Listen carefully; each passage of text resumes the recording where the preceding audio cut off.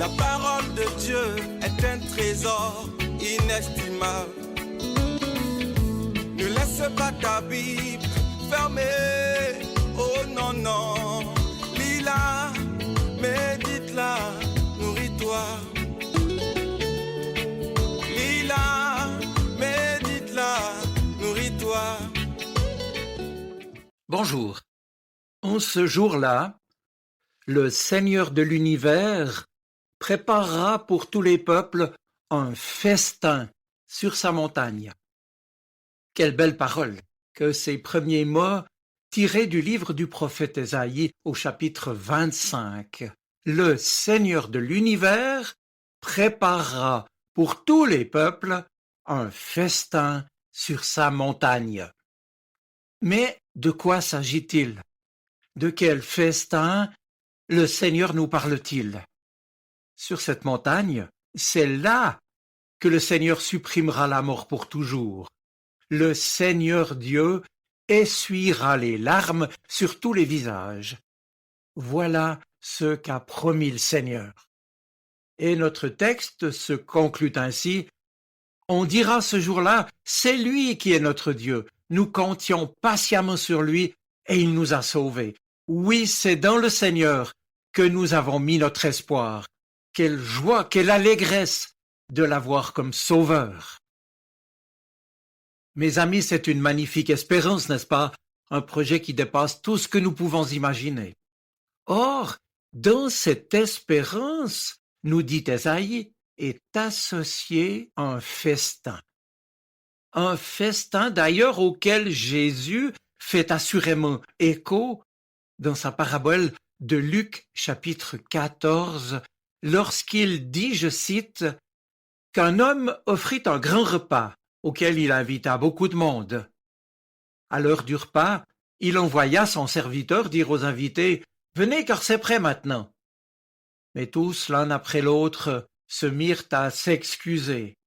Le premier dit au serviteur « J'ai acheté un champ, il faut que j'aille le voir. Je te prie de m'excuser. » Un autre lui dit « J'ai acheté 5 paires de bœufs et je vais les essayer. Je te prie de m'excuser. » Un autre encore dit « Je viens de me marier et c'est pourquoi je ne peux pas y aller. » Le serviteur retourna auprès de son maître et lui rapporta ses réponses. Le maître de la maison se mit en colère et dit à son serviteur « Va vite sur les places et dans les rues de la ville et amène ici les pauvres, les infirmes, les aveugles et les boiteux. » Après un moment, le serviteur vint dire « Maître, tes ordres ont été exécutés, mais il y a encore de la place. » Le maître dit alors à son serviteur « Va sur les chemins de campagne, le long des haies, et pousse les gens à entrer afin que ma maison soit remplie. Je vous le dis, aucun de ceux qui avaient été invités ne mangera de mon repas. » Eh bien, si l'on est attentif aux termes utilisés dans cette parabole, on peut constater que précisément le terme qui est mis en avant ici, c'est le verbe inviter, être invité. Or, ce verbe en grec, c'est kaleo, un verbe qu'on traduit habituellement par appeler. Inviter est donc très bien choisi à propos de cette invitation à un grand repas. Mais ce mot évoque aussi le fait que toujours la parole de Dieu appelle. Dès le départ, dans l'Écriture, en effet, le récit de la Genèse nous rapporte que Dieu appela la lumière jour et la ténèbre nuit. Le verbe « appeler » y est donc pris dans les deux sens du terme.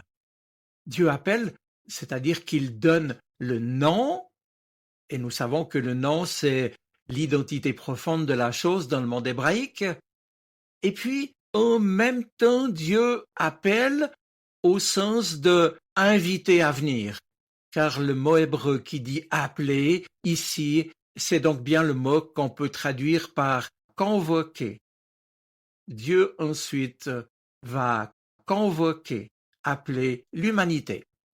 Et ce mot « appeler », ainsi trouvé au début de la Genèse, nous renvoie aussi mais maintenant dans le Nouveau Testament, a son équivalent en grec, le mot ecclésia, qui a donné l'Église, dans le sens précisément du terme, à savoir quel est le rassemblement de ceux qui sont invités, que l'Église est en somme la grande invitée.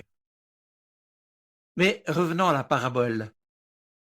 Cet homme donc, nous est-il dit, s'est mis en quatre pour que soit préparé un excellent repas, sûr alors de bien recevoir ses invités. Mais voilà qu'au dernier moment, alors que tout est prêt, que ces gens se désistent. L'un est pris par ses nouvelles acquisitions, l'autre veut rester avec sa famille. Bref, ils ont apparemment de bonnes raisons de se faire excuser. Et là n'est pas la question. N'en reste pas moins que ce repas est préparé et qu'il n'y a plus personne pour le partager. On comprend dès lors que cet homme soit en colère, tant à cause du travail fourni, de l'investissement fait, que par le mépris, bien sûr, que lui ont manifesté ses invités. Et s'il nous arrivait la même chose? Eh bien, il y a fort à parier que nous aussi nous serions fâchés et en colère. Et puis que faire? Que faire de toute cette nourriture, avec qui la partager pour qu'elle ne soit pas perdue? La solution est simple. On va la donner à ceux qui n'ont rien, les pauvres, les boiteux, etc. En somme, à tous les souffrants de la vie que l'on pourra trouver autour de nous. Cela dit, je vous fais remarquer ici que cet homme qui invite ne dit pas à son serviteur, eh bien, va déposer toute cette nourriture pour les pauvres au bord de la route, mais bien, amène ici les pauvres, les infirmes, les aveugles et les boiteux, et ramène-les à la maison, afin qu'ils partagent mon repas avec moi. Ce qui compte, c'est de pouvoir se réjouir avec toutes ces personnes. Et moi, et nous, dans la même situation, que ferions-nous? La question n'est pas innocente, car elle touche à notre véritable relation d'amour avec les autres. Mais limiter la compréhension de cette parabole à cet unique aspect social est insuffisant, car dès son début, on est mis en présence du véritable sujet, à savoir accepter l'invitation de Dieu à participer à ce qu'il désire et à ce qu'il a préparé pour chacun de nous qui sommes ses invités. Or Jésus, bien entendu, ici fait allusion au peuple d'Israël, car les premiers à être invités ont été les Juifs, peuple élu, choisi par Dieu, peuple de l'Alliance, qui attendait le Messie. Jésus sait bien qu'ils sont tellement préoccupés par leurs habitudes, par leurs affaires, par leur pouvoir, qu'ils ne reconnaissent pas celui qui est envoyé par Dieu. Il sait que ces mêmes Juifs avec lesquels d'ailleurs il mange ce jour-là et qui suscitent la parabole, il sait qu'un jour ils le condamneront à mort. Et c'est donc pour eux que Jésus parle aussi. Mais ils ne comprennent pas. Ils ne peuvent reconnaître Jésus comme le Fils de Dieu, comme le Messie. Ils ne pouvaient donc pas partager son repas, puisque son repas, c'est lui-même, c'est son corps, c'est son sang, c'est sa vie offerte pour le salut éternel. Ils n'ont donc pas plus d'égard pour Jésus que ceux qui refusent le grand banquet et n'ont pas de respect pour celui qui les a invités. Et nous maintenant, ne sommes-nous pas souvent comme ces gens aux mains pleines, ces gens riches, suffisants, tout préoccupés de leurs habitudes, de leurs petites affaires? Symboliquement, on pourrait même dire que ces gens n'avaient pas faim, et n'avaient pas faim non plus de rencontrer surtout celui qui les invitait.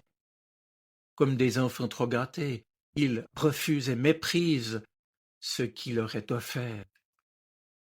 Mes amis, Jésus est là maintenant qui nous invite. Qui t'invite, toi? Prenons conscience de son grand amour envers nous et finalement de sa faim à lui aussi de nous réjouir avec lui en sa présence. Oui, la question que nous pose l'Évangile aujourd'hui est bien la suivante. Jésus est-il important pour nous? Est-il prioritaire dans ma vie? Va-t-il plus compter que nos petites affaires ou nos habitudes? Son appel, son invitation, est-elle importante pour nous vraiment? Et puis, pour terminer, prenons bien conscience aussi que Jésus ne nous donne pas ses restes sur un coin de notre route, mais il nous invite dans sa maison, auprès de lui. Il nous invite à sa table. Il faut vraiment que Dieu nous aime, n'est-ce pas, pour nous faire une telle invitation. Alors, allons-nous y répondre? Je vous souhaite une bonne semaine. Soyez bénis. Amen. La parole de Dieu est un trésor inestimable. Ne laisse pas ta Bible fermée.